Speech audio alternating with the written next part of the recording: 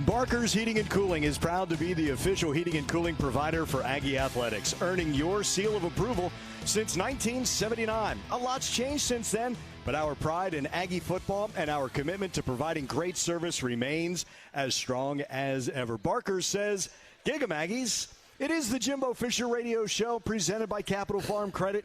We are at Rudy's, 504 Harvey Road in College Station with the head coach of the Fighting Texas Aggies, who are 1-0 after the 31-0 shutout of Sam Houston. And every time I get a chance to talk to Coach in his office, I love that, and even on Mondays, you get a chance to come off Saturday, digest that film, a couple of practices. Your thoughts after looking at that film and your assessment of Saturday's win? Well, there's a lot of good, and there's a lot of things we got to get fixed. And, nothing's ever perfect, but things I liked. I liked the defensively. I thought the way we played up front was really good, fit gaps, even with a lot of young players, still created pressure in the backfield, and staying pretty much gap control. Sometimes you can cause chaos with getting out of gaps and being undisciplined. I thought they did a good job, especially for young players, first time on the field. Thought we fit the runs well. Thought we leveraged the ball very well. Thought we tackled in bunches. Thought we made plays on the ball in the air. We tipped ball. We intercepted the ball. Got two turnovers. What we did, and I thought played a really, really good football game. In what we're doing. I had a couple times where the quarterback scrambled and we lost a little contain up front, but we converged and got those guys on the ground in those situations, did well. I thought offensively didn't start out the way we wanted to up front, missed some blocks, made some runs, had some miscommunication, and like I say up front, when 4 out of 5 are right, got to be 5 out of 5. They got to be synchronized, in what we're doing. And it kept everybody take a turn. This guy take a turn. He take a turn. And, and we didn't play with consistency. We made some big plays offensively. Got deep balls. Got balls down the field. Played well there. Unfortunately, had a turnover. The first interception was just Freeze leaving the field, but he's deep enough to spin over the top. You just got to check it down. Be smart. And what we did there. But then the second half, I was very pleased in the way we come out, established the line of scrimmage, took a 12-play drive right off the bat, put hat on hat, a lot of stacked positive plays together, and went from a difference of 6 out of 7 on third downs in the second half to 2 out of 7 in the first half because of first and second down. You're able to make them over there. You hit your things, made more big plays. Still turned the ball over once. And two things we got to see. We got too much horizontal. We didn't get enough horizontal stretch between our receivers. One's got to protect the route when he runs it before the out route goes. Got to run through the defender. And we got to get them on two different levels. We had them on the same level, which allowed the guy to play two people. We got to hopefully see that and just check it down if we can. That's a harder deal there too. But that's with experience, we'll see it. But still made a lot of good plays, threw the ball well, made some nice scrambles, runs. Got the running game going a little bit better. And what we did, and a lot of young receivers. I was very pleased with older and young. Anais was outstanding in the game, backfield, blocking, running, catching, making big plays, third down conversion. Yeah, the young receivers all made plays in what they did and played a solid group. All right, special teams. I wasn't as happy. We've been in the top 2 or 3 teams in the country every year. We got 2 outstanding returners. We didn't give Anais enough room to return the football. I mean, now they were in some punt-safe situations where we weren't trying to because of the down distance of field position, but at the same time, there's some others we needed to get him. He's a tremendous punt returner. We got to get him some room, get those gunners out there blocking and get those guys held up. I thought in our kickoff return coverage had one night with one we got. I'm getting one every game. Yep, you know what I mean? absolutely. I'll take one return a game. That'd be perfect. That means you get the shutout and they get their one kickoff and that's it. That'd be good. But had a nice return and still missed a block or two in there, but timing wasn't bad. Kickoff team, we kicked it out every time, except for one time he topped one. When he come back out, we can't have that. Our lanes, for the most part, were in good shape. A couple guys drifted, some young guys, and we got to get that ironed out. And, our punt return, the other thing that bothered me was the fake punt we gave up. You can't give up a fake punt, man. We got lazy at the end, eye discipline, and it was got to be a couple older guys who let the eyes go. And what we did, we got to get that. And punter, I thought Nick punted the ball well. Not up to his standards, but he still had a 42-yard average, so that's pretty daggone good. And he had a nice ball down inside there, but I think he's as good as there is in this country, and outstanding. And then, Caden hit a nice field goal, have to come back, hit a long one. He had a long one he could have made, but just barely missed it. So got a lot to clean up in all 3 phases. But you always say to every player, put it on film, get a chance to look at it, and now they've been through it. You know what I mean? They've been through game situation. Now it's on film. Now they get a chance to work on what they did wrong and also see what they did right, correct? Yeah, they do. And the other thing is football's a game of, and athletics in general, it's a game of repetition. It's not can you do it right. It's how many times in a row can you do it right. And that's what it is. But also you got to show guys when they made mistakes on the practice field, those same mistakes were made in the game field. You people, I mean, well, I got it right. Well, if you do it wrong 4 times and get it right twice, which is the habit? Because when pressure comes in the game, your habits are coming straight out. You don't practice it till you do it right. You practice it till you can't do it wrong. Right. And that's still the process we're in right now. We got some young guys got to understand the intensity, focus, that every rep you take in practice is for the national championship, the SEC championship, to win that game. And it's not just practice, because you're creating a habit. You're either learning to play full speed and do it right, or you're learning to do it wrong, and it's going to come out. It's just who you are and what your body keeps repeating. And that's with some of the young guys. We got to get that message across. I think it's been better this week. Hopefully we'll be better. The 31-0 win, defense, a whole lot of – you know what? Both sides of the ball. Jimbo, you were able to get a whole lot of players in there. And not just at the end, in the crux of the game. Yeah, that wasn't just, the guys playing at the end. But the other thing, anytime you get a shutout, I don't care. Shutouts are so hard to come by. Yeah. I mean, man, they're almost impossible. And they did a great job getting that. But we did. We played 19 true freshmen. We played 9 redshirt freshmen. So that was 28. And that was in the rotation of the game. That wasn't like at the end and cleanup. You know what I'm saying? Guys getting reps, and there'll still be some other guys. These guys are going to tend to get reps. We'll need them, and the older guys did a good job of getting those guys in place and teaching them and helping them. And, we're a talented team, but we're a young football team. We got to learn, and we better learn quick. We got a really good opponent coming up. You really do in Appalachian State on Saturday, and we'll get to that in just a little bit. I know this defense has said, you know what, we want to create more turnovers when we have the opportunity. You talked about the 2 tipped balls. Andre White a tip becomes a Jordan Gilbert interception. Yep. Andre White forces the fumble, and Jacoby Matthews falls on it. Other tipped balls as well. That defense wanted to do that. It was good to see them create those turnovers. Exactly. And you got to listen. Your great defensive people are really offensive people that play defense. And what I mean by that, their ball skills. When you play offense, when you're a really unique player on offense, you have great ball skills. The great defensive players are too. They're tipping, batting balls, can judge balls. And like our pass breakups in that game, there were some throws that were high, but guys were getting their hands on balls. I mean, judging it, going around, not getting interference, tipping balls, get picks, fumbles. You think, well, good hands. Good hands is on the ground, too. And that ball, and a football doesn't bounce. It's not round. No. So that thing can hit and go about any direction. When you get down there and you're able to adjust your hands, and when the ball gets on them, to be able to pick it up and fumble recoveries, interceptions, your great defensive players can do that. They take advantage because, you say, oh, man, that was a fumble and almost got it. Well, you could have changed the game if you got it. You know what I'm saying? And that's what we did. The opportunities we had, we capitalized on, and that's really huge. And people, you don't always understand, because on defense sometimes, we'll pat a guy on the back. Well, man, you dropped that pick, that was a good play. No, it wasn't. That's like if you drop a touchdown, it ain't a good play. If you drop an interception, how's that a good play? You know what I'm saying? So your great defensive players really have good ball skills. And we have a team, in my opinion, that has good ball skills. And I think hopefully that'll show when we get chances for turnovers. Going on that back end, Jimbo, whether it's Damani and Jordan, whether it's Miles Jones or Jalen Jones or Tyreek, Antonio Johnson, you have that. Even an Edgerrin Cooper. You had Edgerrin Cooper, then you got the young guys. Denver Harris was in there, Smoke Bowie was in there, all those guys. I mean, making plays on balls and covering and doing things. And Deuce Harmon, he'll be in that group, and Kobe and all the linebackers, Andre and T. Lee and the young guys, Harrell. And you saw Eni White playing linebacker, moving around at 6'5", 240 pounds, and moving and doing things, different positions. The guys up front rushing. I mean, there's some unique players that can do some things with length, size, and athleticism. When we come back to the Jimbo Fisher Radio Show presented by Capital Farm Credit, we'll take a look at the offensive side of the ball after the Aggies' 31-0 win over Sam Houston last Saturday. And then a little bit later on, we'll preview Appalachian State this Saturday at Kyle Field at 2:30. This is the Jimbo Fisher Radio Show. It's presented by Capital Farm Credit. Stay with us. This is Aggie Football from Learfield.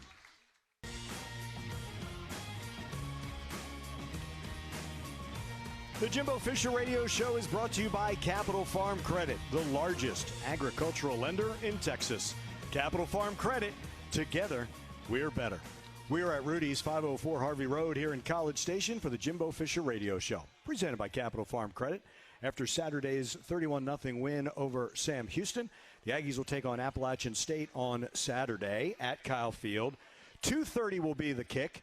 Foot to ball at 2:35, and we'll get you started 1:30 with the St. Joseph Health pregame show, the Aggies and Appalachian State. But rewinding back to Saturday's win over Sam Houston, the offense put up 497 total yards. As Jimbo mentioned, the third down conversions over 50%. Haynes King found a number of different receivers. You got some chunk plays as well, Coach, in that one, and on some third and longs as well. And I know you want the third and short and the success on first and second, but when you're able to convert those third and longs, that can be demoralizing. Well, it is. I mean, you have a percentage. When you can hit those things, you're a great team, and we are able to do it and create big plays. It makes a big difference. And, that was one of the other things I was pleased about. Balls just didn't go to one or two guys. We had about 7, 9, maybe 9 guys caught balls, and significant balls from 3 to 5, 6, 7 balls. We were distributing across the field, and that makes it hard for people to play people. I mean, he did a great job of reading field. Like the first touchdown throw, for instance, was a front side read. He saw the matchup, went backside on his third to fourth read, and came back to it, made that play. The second one actually was not the first read. It was the second or third read, depending on how the coverage was and what they did. So was able to hit that one. There's a lot of good things, and that hit a lot of underneath drags and did that. Once we got some protection, we got some push in there too a couple times that cost us. But we're getting better at that and played solid. We still got a lot of work to do. Yeah, a lot of work. I was really excited, not just on those big plays, 60, 60, and 40 plus. But that little cross to Evan Stewart, and then he takes off. Yeah, I mean, you're getting drainage. We're reading downfield. We got plays downfield, and we're trying to get reads, and we're dumping back to sometimes our third or fourth guy coming across the field, and he happened to get those things. And when you do that, to stop him downfield, you got to get push. And that's what speed does. You can go vertically and horizontally. We got speed going vertically, which pushes guys out. Then the horizontal speed can take over underneath, which creates space and lanes to work underneath. And that's where I think we're getting better. I think we're getting faster as a team. I really do. And the ability to do those things. So when you hitting, you say, what's a 5-yard pass? But it's a fourth read, and you're hitting him on the run. Those are what you pick up 10, 12, 15, 18 yards doing. And you go back to those old great offenses when you really study San Francisco and those guys back in the day. And I know that goes way back for some folks. They don't understand that. But, I mean, how many times they'd hit Jerry Rice on crossers and they'd come out the gate or get down the sideline because there's 3 guys in the front side they were trying to hit, and learning to use that facility. It's like an extended handoff. Yeah. And, those things are good for us. Haynes makes a throw, and Dave Elmendorf said it as soon as he made it, from that left hash to the right sideline. And it reminds me of what you say. Arm strength isn't how many yards in the air down the field it is. You love that throw from that left hash to that right sideline, right? Well, you think about vertical, you say, well, that's a 10-yard pass. But when you're talking about a football field, it's 53, wide. So each section 17 yards. You're on a hash, you're throwing the sideline. That's 34 yards just in width plus distance. So those 10, 12, 15-yard throws, them are 35, 40-yard throws. And to be able to drive it and accurately throw it. Now, people don't understand. They think of it that way. But when you're getting the width, you got to stretch vertically, you got to stretch horizontally. And to drive it and still have mustard on the ball, as they say, and be able to catch it and run with it. It's not just a lob. So, he can get it down there. We really need to say more just what you said. He really drives the ball. He does. He's driving the ball, and he made a couple nice throws with the air, and even some tough situations. And there was a couple balls later they got, had decently covered. He put in great zones for us to catch and miss, and we made one phenomenal one to Nias over on the sideline. Between 2 defenders. Yeah, and that guy's running inside space. It's like double coverage, but you can get that ball up and over. It was really close, but those are throws you got to make every now and then. And they had the underneath guy tagged up. So, and if he missed there, the ball's going out of bounds. That's another good thing. And the other thing I liked about what he did in the game, both interceptions. The next drive, we scored a field goal and a touchdown. And the point about that is he didn't go in the shell. Sometimes you can make a mistake, and then all of a sudden you play paralyzed. You don't want to make another mistake. Well, you got to let that one go and go play the game again and play. Jimbo, is that part of it for guys who get it? Well, it's part of it, and it's part of maturity. You got to have confidence, man. You got to, the most important play is the next play. So what, now what? You know what I mean? You did it, all right, so what? Now what? I got to do the next play. I got to lock in to do it, and I got to process it. And that takes time. That takes a lot of time. People forget it's only been 2 games, But at the same time, there's some good, there's bad, and there's growing. But I've been pleased with it. He's had a good week this week. I think Max had a good week. I think Connor has. I think all those guys are working pretty good.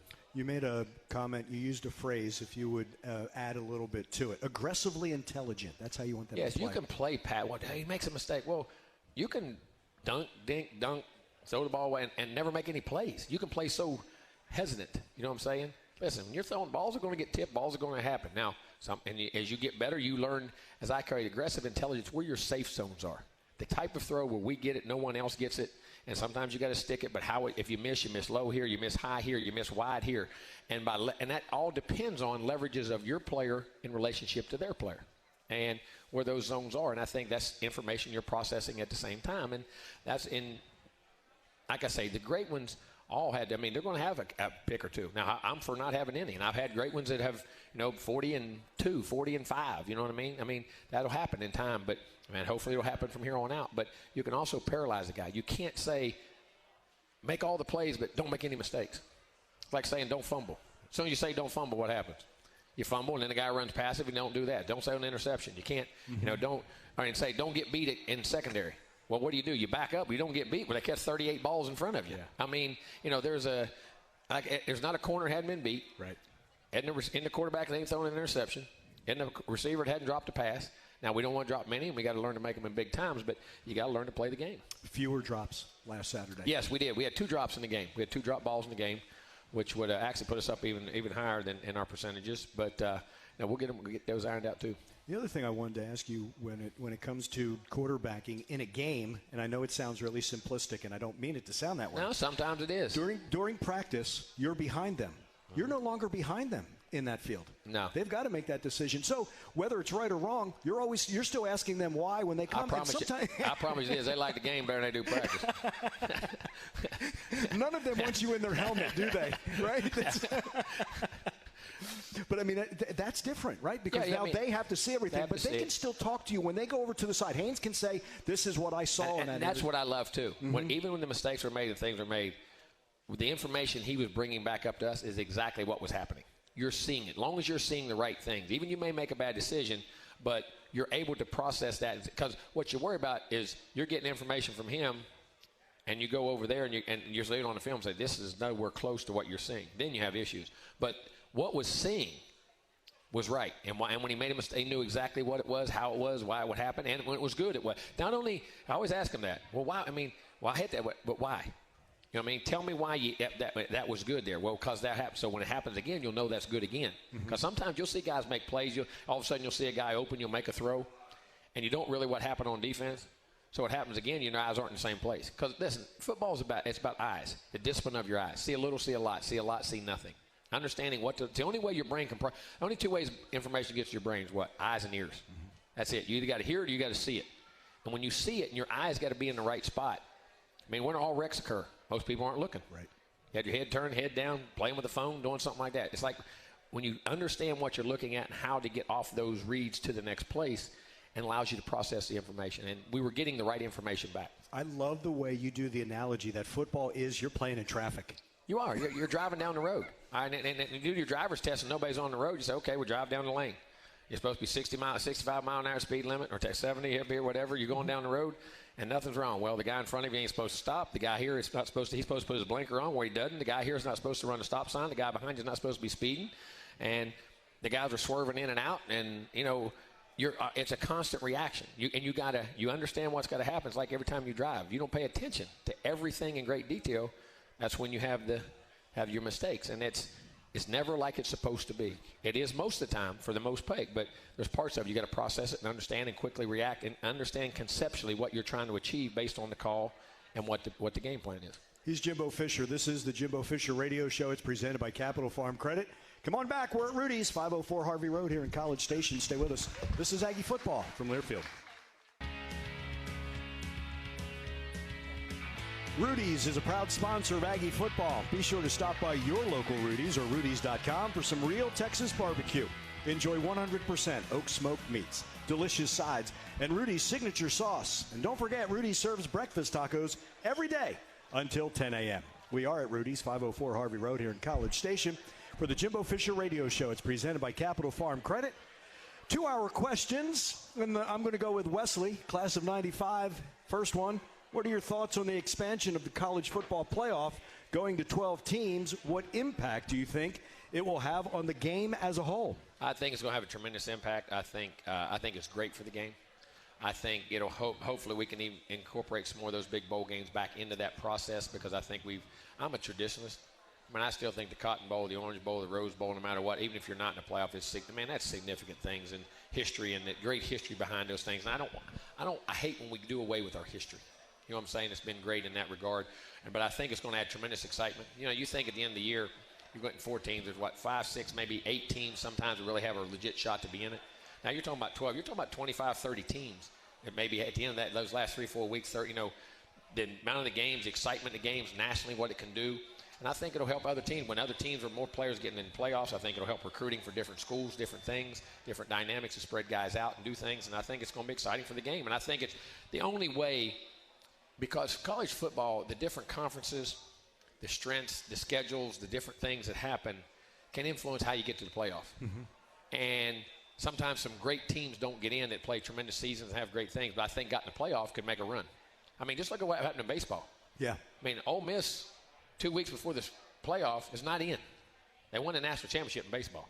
And football, they say, well, they're the same 14. Well, listen, you play more games, injuries, things happen, guys get hot, and teams get hot. Say you have a young team.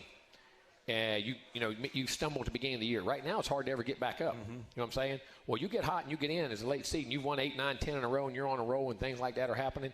Anything can happen. I think it's going to be great for the game, the excitement. I think there's going to be more games nationally at the end of the year that people want to see who gets in, what happens, and I think it's going to be great for college football. Think how many teams, Jimbo, lose their conference championship and are out, and it's always, well, they didn't play well in the bowl. Now they've got something because they're part of the 12, right? Exactly right. They can bounce back. And, and I hate that. I mean, I hate this because, all right, you're not in the playoff. It's not a successful season. Great point. It is to a point.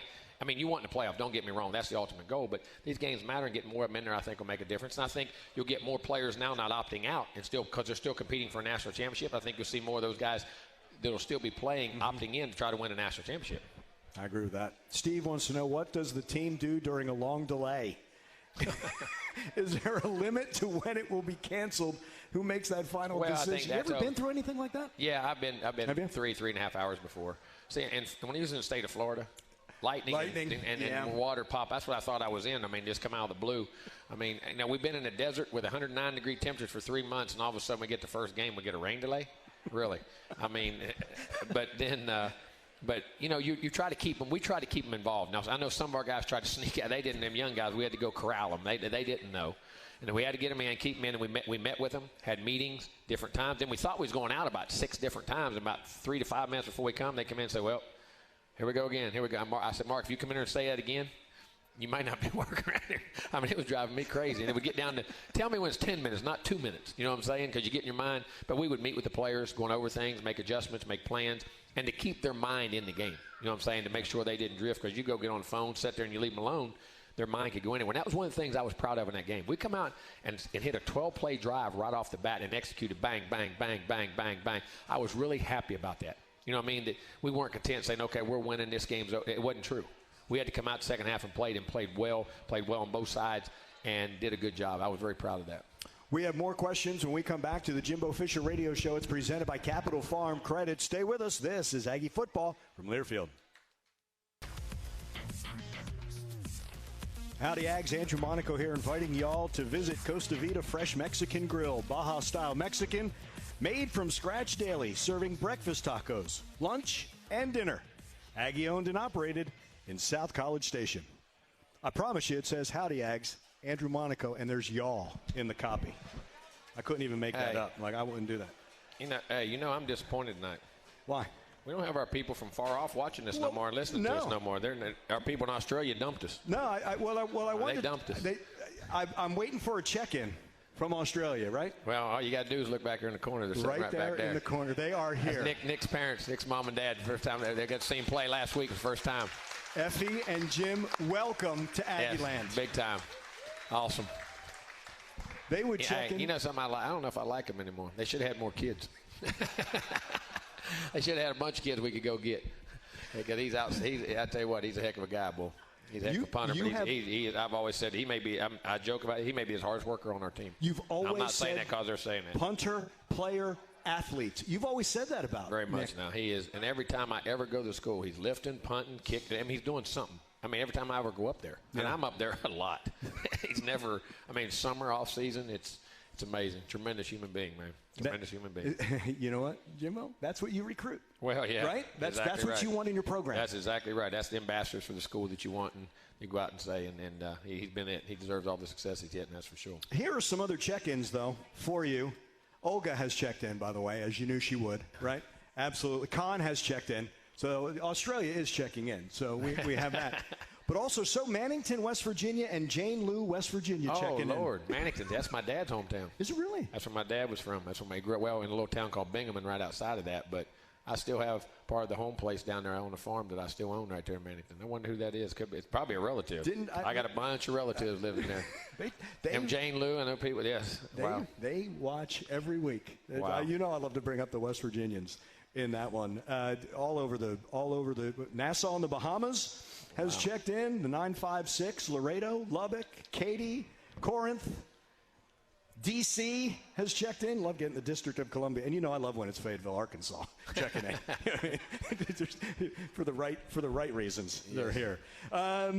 Ian, I did not get a question from Ian last week, but Ian Curtis, what is the most underappreciated part of an athletic department?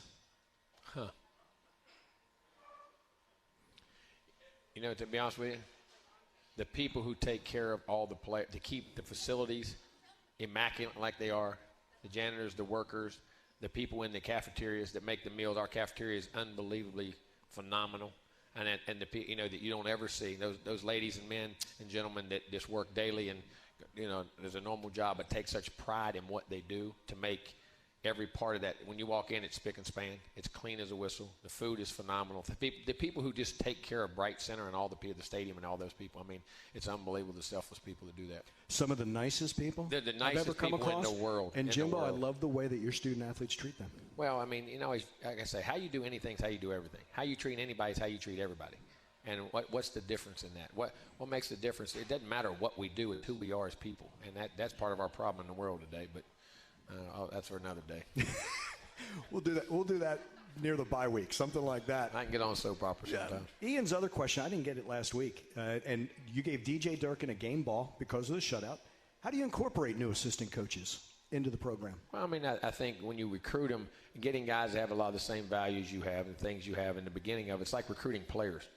You can recruit talent. Everybody wants talented players, but do they fit your system? Do they fit your school? Do they fit your culture? Same way with coaches. There's a lot of outstanding coaches that may not fit things that you agree with or how you agree with, the way you want to do them, and have eyes on people and take great information from people that you respect, have been around, and the way they do things. And I think he and Steve and all the new assistants off the field that we've gotten have done a great job of incorporating themselves into our culture. And you've always been proud of the ones who move on as well. Yes, right? Listen, we all want opportunities. We want to stay at the same place all the time, but we're always looking for advancement, for betterment. And all assistants want to be coordinators want to be head coaches. People, or off the field guys want to be on the field coaches. That's what it's about. And this business is about helping people. Helping people and developing people and making them better. And that don't mean they can't come back or anything else. Right. We'll turn our attention to Appalachian State. That's the Aggie opponent on Saturday at Kyle Field when we return to the Jimbo Fisher Radio Show. It's presented by Capital Farm Credit. This is Aggie football from Learfield.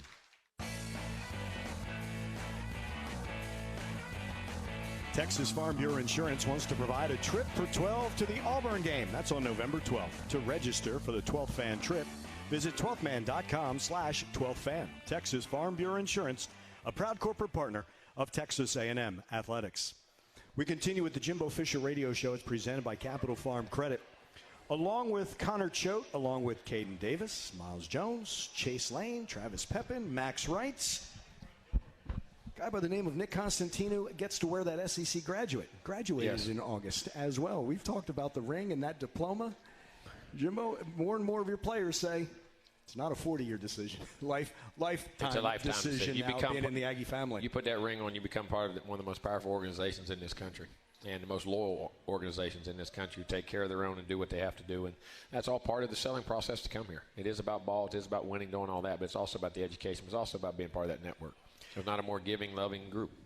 I use the word, and I say it with so much respect, because you earn the Aggie ring. You earn that diploma. You earn that scholarship. You earn that playing time. It goes back to you looking in that mirror. When you earn all of those, you like what looks back at you. Exactly right. And then it means you can trust that guy when you get through the process to get the things you have to do here and have ultimate success as a student, ultimate success as a person, ultimate success as an athlete. You can trust the guy in the mirror because it's not easy at A&M. It's not supposed to be easy. It's supposed to weed you out in what you do. And when you can do those things, and it's hard to ever make it in this world unless you can trust yourself. Yeah. And that's what it gets down to. Yeah. But to do that, you got to go through some hard, tough times, and you got to be tested. And that's what A&M does. To Appalachian State, and I go with this question because Philip Lee has completed his homework on this Wednesday. I checked on him earlier, made sure he did that. App State has a very good offense. Which specific area of the defense will you be focused on working to prepare our team this weekend? Thank you, Philip Lee. They're a very good defensive football team. North Carolina got hot on them, but, they're very good. This is maybe the most mature, oldest team I've ever coached against. There's about 4 guys that are 3-year starters that are in their 3rd year starting. Everybody else is a 4th, 5th, or 6th year player. I mean, this is a mature. You're talking about guys are 21, 22, 23, maybe 24 years old. And that's a big difference when you're playing 18, 19, 20-year-old kids at times. We have some older guys too, but this is a very mature team. Defensively, the number 9, the defensive end, is phenomenal now. He's an NFLer. He's going to be a big-time NFLer. I mean, Hampton can play, can rush, he can drop. He's physical, he's long, he's athletic. The big nose, 99, can flat play. Jones, the corner, can flat play. I mean, the backers run up front. They're very aggressive. They have multiple looks, multiple stunts in what they try to do. And then on offense, their offensive line was one of the finalists for the Joe Moore Award. And the schemes in which they run, the quarterback, Bryce, has been around forever. He was at Clemson and Duke. He was a big-time recruit out of high school, out of Grayson High School. The tailbacks, Peoples I know, Nate Noel I know. He was a Miami Northwestern kid. It was a track kid that can fly. The receivers, Davis and Horn, Wells, those guys. The tight end is a really good player. Nobody talks about him as much, Henry Pearson. But when you watch him, just his functional movements, his ability to block, run, catch, do different things. Caught a big touchdown on a rail route against them the other week. And, I mean, this is a really good football team. And we're going to have to block up front. They're aggressive in their blitz packages and what they do, and linebackers are active. Secondary is good. I mean, so this is a mature team that I call them their Goliath killers. They always have been. They've been the team that doesn't back down. They play them. They've done well, and they do well in their own conference. This is not. This is a Power 5 football team. They could play in any conference in America and compete for the championship in every league in America. This is a good football team, man. And Nate Noel has just speed, but that's South Florida. We'll talk more about that next week. About you and South Florida, and also about how you're no longer at Florida State. You're still playing Miami and Florida every year. I feel like they just move over with me. Isn't that crazy? But Noel's that speed guy. Peoples is the combination of power and speed, and they can rip off some big runs. They do now, and they run, and they can catch the football. They're dynamic. They make people miss. I mean, they're a very, very unique group. And the quarterback, Bryce, is just that moxie, savvy, all you say, athletic, really sneaky athletic, makes all the throws across the board. A lot of presence. 6-year guy. When you played football in 6 years in college, the amount of knowledge and presence and what's going to intimidate? What's going to bother you? Right. You know what I'm saying? And guys, I mean, they're a heck of a team. You know, I look at that. And their kicking team. And the special teams. Is top 5 in the country. Where last year we were 3rd. I think they were 5th overall or something like that. But I mean, this is a team that is well coached and has really good players and expects to win and plays physical, chippy, hard football. You always talk about guys with the hands in the dirt. Jimbo, that offensive line, 5th year, 4th year, 5th year. That defensive line, I think it's 3 5th years. Yes, I mean those guys are mature. Yeah, and they know how to play. And it showed in last week's game. They're down 41-21, score 40 points, and come back. Nothing bothers them. When you're older like that, just keep sawing wood, just keep chopping, keep going. Things break, and all of a sudden you get momentum, and you feel. And when you're older, you can feel the momentum swings better, in my opinion. And you can learn to take advantage of them, and you learn to stop them when you're older, when they're going against you. And that team, to do what they did last week, and to come back in that football, they were up 21-7, gave up 34 unanswered points, to be down 41-21, and turn around and did what they did to make it 63-61. I mean, it's remarkable. Something also to be said for this is a team that they were on. I know they've been on the map before as 1AA, but they beat Michigan. And to me, there's always those schools like Boise. They're no longer underdogs. Like everybody doesn't overlook them any longer, and yet they have still bowl contention, winning their conference. It's all culture. The time. Yeah. Their culture. They expect to win. The people they expect to win, they do it. And they got a good coach. Clark's a heck of a coach. Yeah, and he played for Jerry Moore, right? The long time. Jerry there forever, a long time, and Clark's from West Virginia. Yes, he is. Yeah, he's a West Virginia guy. You know what? I'm going to have to research that, and we're going to go with all the coaches that have come out of West Virginia sometime. I'm sure that, you know what? I have a feeling that the Facebook's about to light up. There's a lot of them, man. There is. You talk about cradle of coaches. It's amazing. It's a lot of them. I always said that within a 15-mile radius of where I live, there's 4 national championship coaches within a 15-mile radius. Man. And a state that doesn't have many people. No, that's fantastic. It's amazing when you don't go to the coal mines. That's the incentive, right? Or the steel mills or the glass factories. That's about exactly right. One more segment of the Jimbo Fisher Radio Show. It's presented by Capital Farm Credit. Come on back. We're at Rudy's, 504 Harvey Road here in College Station. Stay with us. This is Aggie Football from Learfield. As we wind up the Jimbo Fisher Radio Show, presented by Capital Farm Credit here at Rudy's, some final check-ins. Bridgeland, Dickinson, Belton, Rosharon, Burleson, Highland Village, they all get in. Thank you for watching us behind the mic on the Texas A&M football Facebook page and all along the network as well. And Jimbo, as we get closer to Saturday in Appalachian State, week 1, week 2, put it on film, get a chance to look at it. In your mind, this is one more opportunity to grow. It's not just, everyone says it's the most growth. You want them to grow throughout the season, but this is the opportunity to go from, hey, we get to watch it, now let's implement well, what and we've hopefully, learned. you can learn the things that we say about practice that do affect the game, and you got to get it ironed out, and you got to get it worked out, and you're right, you have to improve every week. The competition, who we play, this is a really good football team. Then next week we got Miami. Then next week we got Arkansas. Then we got Mississippi State. Then you got Alabama. And then you got, it's endless, and you have to get better. And the key is you got to learn to practice, and you got to learn that practice is hard. You got to practice it like it's a game to be able to take it to the game field when you play these games, and that's what gives you the endurance and the confidence, no matter what the situation. I want to say this: people say, "Why can't they want to come back?" Well, you want to. Knowing how to and wanting to is two different things. We want a lot of things. We don't know how to get them. Right. You know what I'm saying? And you got to have that. You got to put that in your toolbox to be able to know that I know I can reach down inside and do it and practice every day. I can execute. It's a big drive. It's a big moment. It's a big thing. And that's what this team's in the process of doing, and we need to do it. We'll have to do it this weekend, that's for sure. We will see you on Saturday. Thank you so much. Thank Pleasure, you. Coach. You bet. Great to be with y'all. He's Jimbo Fisher. To all of you here at Rudy's, thank you so much for being here. Absolutely appreciate it. Here's what's ahead on Saturday. 1:30 is our St. Joseph Health pregame show, getting you set for the Aggies in Appalachian State. 2:30 is the kick between the Aggies and the Mountaineers. Dave Elmendorf, Will Johnson, and I will be joining you all along the network. Here this evening, Tony O'Neill is the producer of the Jimbo Fisher Radio Show, as well as Aggie Football. Kevin Menchow is our engineer. We thank you so much for all the check-ins on Facebook. We thank you so much for joining us here at Rudy's on this edition of the Jimbo Fisher Radio Show. We'll see you next Wednesday when we get a chance to look back at the Appalachian State game this Saturday and preview Miami. Once again, we'll join you on Saturday from Kyle Field, 1:30 with our pregame show. 2:30 is the kick. Fighting Texas Aggies, ranked number 6 in the nation, taking on Appalachian State. For Jimbo Fisher, I'm Andrew Monaco. We thank you so much for joining us. This has been the Jimbo Fisher Radio Show presented by Capital Farm Credit, and this is Aggie Football from Learfield. Thanks and gig 'em.